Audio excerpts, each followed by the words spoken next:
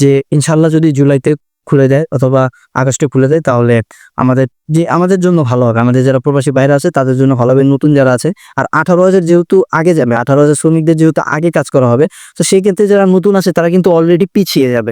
তার উপর যদি আরো পিছিয়ে কলিং চালু করা হয় তার মানে কি হচ্ছে যে ওই মানুষগুলো একেবারেই পিছিয়ে যাচ্ছে। তো তাদের দিকটাও বিবেচনা করতে হবে, শুধুমাত্র যে 18,000 আটকে গেছে আর বাকি মানুষ ফেলে দিবেন এটা তো হয় না। আসসালামু আলাইকুম এভরিওয়ান, আশা করি সবাই ভালো আছেন। আজকের এই ভিডিওটা কি নিয়ে এটা আশা করি আর বলতে হবে না। দেখেন, আমাদের যদি আগস্ট বা জুলাই, মানে জুলাই বা আগস্ট এর মধ্যে যদি কলিং খুলে দেয় তাহলে আমরা কিন্তু অন্যান্য 11টা যে কান্ট্রি আছে আপনার, তার ভিতরে যদি পরিচিত বলি সেগুলো হচ্ছে শ্রীলঙ্কা, ইন্ডিয়া, নেপাল, ভিয়েতনাম, এইসব কান্ট্রিতে কিন্তু অলরেডি লোক নেওয়া শুরু করেছে, মানে কলিং এখানে খুলে দিছে, কার্যক্রম শুরু হয়ে গেছে। তো এখন যদি আমাদের এই জুলাই মাস অথবা আগস্ট মাসে যদি খুলে দেয় খুবই দ্রুত, তাহলে কিন্তু আমরা তাদের সাথে কম্পিট করতে পারবো, অর্থাৎ বলতে পারি যে তাদের সাথে সাথে আমরা যেতে পারবো। আমরাও কিন্তু তাদের সাথে সাথে এ ক্যাটাগরি বি ক্যাটাগরির চাকরিগুলো পাবো, কোটাগুলো আমাদের জন্য বরাদ্দ থাকবে। কিন্তু যত এটা দেরি হতে থাকবে তত আমাদের কোটা কমতে থাকবে।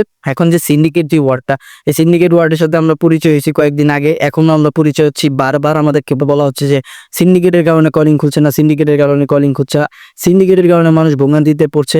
কিন্তু সিন্ডিকেটটা যদি এখন থাকে, বাধ্যতামূলক হয়েই পড়ে যে সিন্ডিকেট ছাড়া পসিবলই না যাওয়া, তাহলে এই যে লোকগুলো যে মানে একদম স্টাক খেয়ে পড়ে আছে, মানে আর কোনো আগাতেও পারছে না বা পিছাতেও পারছে না, এই মানুষগুলো কোথায় যাবে? আর তার সাথে তো 18,000 মানুষ তো আছেই। আসিফ নজরুল সাহেব কিন্তু যখন মালয়েশিয়া গিয়েছিলেন তখন তিনি লাইভ করে বলেছিলেন খুবই দ্রুত মালয়েশিয়া বাংলাদেশি শ্রম বাজারে মানে খুলে দিবে, তারা মালয়েশিয়াতে শ্রমিকদের বেশি প্রাধান্য দিবে। কিন্তু ওই প্রাধান্যটা কিন্তু আমরা দেখছি না। এছাড়াও যদি বলি আরেকটা কথা, সেটা হচ্ছে এই গত 9 তারিখে 9 জুলাইতে আমাদের পররাষ্ট্র উপদেষ্টা কিন্তু মালয়েশিয়াতে গিয়েছেন। আসিয়ান যে ফোরাম আছে, আঞ্চলিক ফোরাম, সেখানে গিয়েছিলেন এবং সেখানে যাওয়ার পরে তার মেইন উদ্দেশ্য ছিল যে বাংলাদেশি গুলোকে জঙ্গির আখ্যা দিয়ে বা জঙ্গির অপবাদে যে মানে আটক করা হয়েছিল এবং দেশে পাঠিয়ে দেওয়া হয়েছিল সেসব বিষয় নিয়ে কথা বলতে গেছেন। তিনি সেখানে ক্লিয়ার করছে যে যাদেরকে জঙ্গি বলে মানে অপবাদ দেওয়া হয়েছে, যাদেরকে আটক করা হয়েছে তাদের রেকর্ড কিন্তু এরকম পায় নাই, এই কারণে তাদেরকে দেশে ফিরিয়ে দেওয়া হয়েছে। যদি তারা জঙ্গি আসলেই হতো তাহলে কিন্তু তারা যেতে পারতো না। এটা একটা ইন্টারভিউতে সাংবাদিক যখন শেষে প্রশ্ন করেছিল সেখানে তিনি বলেছিলেন। এছাড়াও তাকে হয়তো প্রশ্ন করা হয়েছিল, সেটার আমরা এখনো প্রমাণ বা কিছু একটা পাই নাই, কিন্তু আমার যতদূর মনে হয় কেউ না কেউ অন্তত তাকে প্রশ্ন করেছিল যে মালয়েশিয়ার সিন্ডিকেট নিয়ে আপনারা কি করছেন, বা লোক পাঠাবেন নাকি কলিং খুলবেন নাকি খুলবেন না, এসব বিষয়ে কেউ না কেউ হয়তো প্রশ্ন করেছে। আমার মনে হয় না যে তারা এরকম একটা গুরুত্ব দিচ্ছে।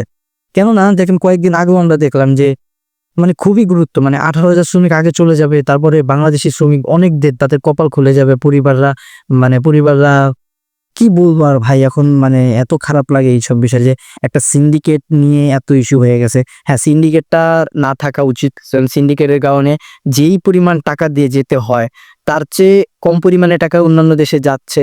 এমন না যে অন্যান্য দেশে একেবারে খুব কম টাকায় যাচ্ছে, কিন্তু যাচ্ছে কম টাকায়। এখন আমাদের বাংলাদেশের ইচ্ছা হচ্ছে যে এরকম জিনিসটা আমাদের বাংলাদেশের ক্ষেত্রে হোক, কিন্তু মালয়েশিয়া বলছে যে না, আমরা আমাদের পছন্দ মতো যে কয়টা রিক্রুটিং এজেন্সি দিব সেই অনুযায়ী যদি দিতে পারেন তাহলে দেন, না হলে আমরা দিব না। মানে আমরা এতটুকু মানে আসার পরে বুঝলাম এখন মালয়েশিয়া যেহেতু চাচ্ছে যে তারা তাদের পছন্দ অনুযায়ী এজেন্সিগুলোর মাধ্যমে পাঠাবে, বাংলাদেশ এখানে বলছে যে না, আমরা পারবো না, আমাদের যে কয়টা এজেন্সি আছে সবগুলো মিলিয়ে আমরা দিতে চাই। এই বিষয়টা নিয়ে কিন্তু মূলত মেইন ঝামেলাটা, এবং এটা নিয়ে আমরা কথা উঠাইতে পারি, কথার পৃষ্ঠে কথা উঠতেই থাকবে।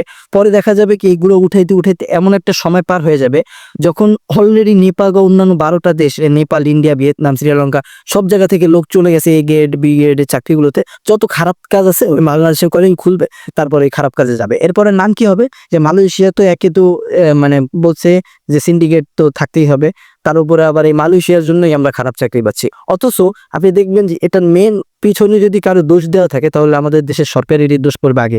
কারণ দেশের সরকার যদি সিন্ডিকেট ভাঙতে না পারে তাও দোষ, যদি সিন্ডিকেট সহকারে দেয় তাও দোষ, আবার যদি কলিং না খুলে মানুষজন ভোগান দিতে পারে তাও দোষ। তো আমাদের দেশের সরকারও একটু বিপদে আছেন। মালয়েশিয়ার সরকাররা কিন্তু মানে ওইটা দেখবে না যে আমরা বিপদে আছি কিনা, মালয়েশিয়ার সরকার তাদের দিকটা দেখবে। তো এই সব দিক বিবেচনা করে আমরা যতটুকু বুঝতে পারলাম, যদি জুলাই বা আগস্টে কলিং খোলা হয় তাহলে আমরা সবার সাথে কম্পিট করতে পারবো, আদারওয়াইজ আমরা কিন্তু কম্পিট করতে পারবো না। এখানে আরো কিছু কথা আছে যেগুলো আমি বলতে চাচ্ছিলাম না, তারপরেও বলে দিই। সেটা হচ্ছে যে ডক্টর ইউনূস সাহেবের সাথে কিন্তু আমাদের মালয়েশিয়ার প্রধানমন্ত্রীর একটা বন্ধুত্বপূর্ণ সম্পর্ক আছে। এখন এই সম্পর্কটা কেন কাজে লাগছে না আমি বুঝতে পারতেছি না। সম্পর্কটা যদি খুবই ভালো হতো তাহলে তো এতদিনে কাজে লেগে যাওয়ার কথা। কিন্তু আমি এক্ষেত্রে উপদেষ্টা সাহেবকে কিছু বলব না বা ওই দেশের প্রধানমন্ত্রীকেও আমি কিছু বলব না। আমি শুধু বলব যে এত ভালো সম্পর্ক থাকার পরেও কেন আমরা সিন্ডিকেটটা সরাইতে পারতেছি না? আর যদি সিন্ডিকেট না সরাই তাহলে কেন আমরা কলিং খোলা নিয়ে আগাইতে পারতেছি না? আর আমরা যতটুকু কথার পৃষ্ঠে কথা উঠতেছে বা কথা দেখতেছি, একেকজনের ভাষ্যমত দেখতেছি, যেগুলো নিয়ে কোনো গুরুত্ব নাই। দেখেন, যখন বাংলাদেশে মালয়েশিয়া থেকে টিমগুলো আসছিল, তারা যখন চুক্তিপত্র নিয়ে আসে, সেটা যখন বাংলাদেশ রাজি হয় না, বলে যে আমরা এটা নিয়ে আরেকবার মিটিং করতে চাই বা কথা হবে, তখন কিন্তু এরপর থেকে কিন্তু আর কোনো আমরা খবর পাই না যে খুলবে নাকি খুলবে না। এই ধরনের কোনো আপডেট আমাদের কাছে আসছিল না। আমরা পুরো একদম ব্ল্যাঙ্ক হয়ে গেছিলাম। পরবর্তীতে কিন্তু আমরা দেখতে পেলাম যে আরেক জায়গায় যে প্রেস ব্রিফিং এ যে বলেছিল আসিফ নজরুল সাহেব যে 30 থেকে 40,000 নিবে, হয়তো আমি যতটুকু আন্দাজ করতে পেরেছি। তারপরে বলেছে যে যদি শর্ত না মানি তাদের, তাহলে কলিং খুলবে না, আর যদি মানি তাহলে সিন্ডিকেট সহ করতে হবে। এই জিনিসটা নিয়ে যখন সাংবাদিক প্রশ্ন করে তখন তারা কথা বলে। এছাড়া এখন দেখেন আবার সেই নিস্তব্ধতা, আবার সেই কোনো কথা নাই, বার্তা নাই, কোনো খবর নাই, কোনো আপনার প্রথম সারির যে গণমাধ্যমগুলো আছে তারাও কোনো খবর করতেছে না। মোটামুটি এই জিনিসটা নিয়ে কারো তেমন কোনো গুরুত্ব আমরা দেখতে পাচ্ছি না। তারপরেও আমরা আশাবাদী যে ইনশাল্লাহ যদি জুলাইতে খুলে দেয় অথবা আগস্টে খুলে দেয় তাহলে আমাদের জন্য ভালো হবে। আমাদের যারা প্রবাসী বাইরে আছে তাদের জন্য ভালো হবে, নতুন যারা আছে। আর 18,000 যেহেতু আগে যাবে, 18,000 শ্রমিকদের যেহেতু আগে কাজ করা হবে, তো সেই ক্ষেত্রে যারা নতুন আছে তারা কিন্তু অলরেডি পিছিয়ে যাবে। তার উপর যদি আরো পিছিয়ে কলিং চালু করা হয়, তার মানে কি হচ্ছে যে ওই মানুষগুলো একেবারেই পিছিয়ে যাচ্ছে। তো তাদের দিকটাও বিবেচনা করতে হবে। শুধুমাত্র যে 18,000 আটকায় গেছে আর বাকি মানুষ ফেলে দিবেন, এটা তো হয় না। তো সবাইকে বিবেচনার ভিতরে রেখে কথাবার্তা বুঝে শুনে আমাদের আগাতে হবে। এই হচ্ছে মূলত কথা। আমি যদি পার্সোনালি বলেন যে আমার কি মতামত, তাহলে হচ্ছে যে কলিংটা সিন্ডিকেট যদি থাকে খুলে দিই, তারপরও মানুষজন বাঁচুক। মানুষজনের বাঁচাটা মেইন এখানে সিন্ডিকেট এখন আমি যদি চাই যে আমার কাছ থেকে আপনি নেন, সমস্যা নেই, কিন্তু আমি বাঁচতে চাই, সেক্ষেত্রে কিন্তু এখানে আর কোনো কথা থাকে না।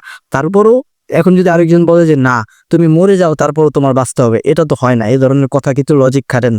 তো আমরা সব দিক থেকে চিন্তা ভাবনা করে এটুকুই জানতে পারলাম যে ডক্টর ইউনূস সাহেবের নাকি যদি আবার কোনো মালয়েশিয়াতে মিটিং থাকতে পারে, হয়তো জুলাই বা আগস্টে, যদি তার শিডিউলে মিলে যান, আমরা যতটুকু খবর পাইছি, যদি শিডিউলে মিলে যান তাহলে সে যদি মিটিংয়ে যায় হয়তো আমরা কোনো আশানুরূপ কিছু দেখতে পাবো।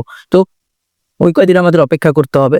আর ভিডিওটা যারা পুরোপুরি দেখছেন তাদের সবাইকে ধন্যবাদ। আশা করি আপনারা সবাই ভালো থাকবেন, সুস্থ থাকবেন। আজকে এই ভিডিওটা বেশি করতে চাইছিলাম না, বেশি লম্বা করতে চাইছিলাম না, কয়েকটা কথা বলতে চাইছি।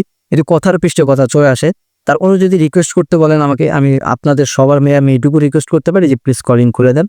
কলিংগুলো খুললে মানুষগুলো অন্তত তাদের কাজের সিকিউরিটিটা পাবে। তারা অনেক দিন ধরে, কেউ 1 বছর ধরে বসে আছে, কেউ 2 বছর ধরে বসে আছে, আবার যাদের আটকে গেছে তারা তো বসে আছে অনেকদিন ধরে। আপনারা দেখছেন এতক্ষণ রিয়েল প্রবাসী আপডেট। আর স্ক্রিনে দেওয়া নাম্বারগুলোতে যদি আপনি কল করেন, 2টা নাম্বার আছে, একটা মালয়েশিয়ার প্রতিনিধি আমাদের, আর একটা হচ্ছে আমাকে যদি কল করতে চান, বিভিন্ন ধরনের আপডেট পেতে চান, আমাকেও কল করতে পারেন। আবার মালয়েশিয়ার যে নাম্বারটা সেটা হোয়াটসঅ্যাপ আছে, আমারটাই হোয়াটসঅ্যাপ আছে। এই মালয়েশিয়ার নাম্বারে আপনি ফোন করবেন, সেখানে আপনি মনে করেন যে যদি যা জানতে চান আমাদের এজেন্সি সম্পর্কে, আমি ট্যুরস অ্যান্ড ট্রাভেলস আব্দুল্লাহ দক্ষিণ খান, এটা হচ্ছে আমাদের বাংলাদেশে অফিসের ঠিকানা। আপনি যদি এটা সম্বন্ধে কিছু জানতে চান, এই মালয়েশিয়ার নাম্বারে আপনি হোয়াটসঅ্যাপে মেসেজ দেবেন, কল করবেন, সে আপনাকে সব কিছু সুন্দর মতো গুছিয়ে বলবে। আর আমাকেও যদি আপনি কল করেন আমিও বলতে পারবো, সমস্যা নেই। আজকের মতো এখানেই শেষ করতেছি। দেখা হবে অন্য কোনো ভিডিওতে, অন্য কোনো টপিক নিয়ে। ততক্ষণ পর্যন্ত আপনাদের সুস্থতা কামনা করছি। এখানেই আজকে ভিডিও শেষ করছি। থাকবেন। আল্লাহ হাফেজ।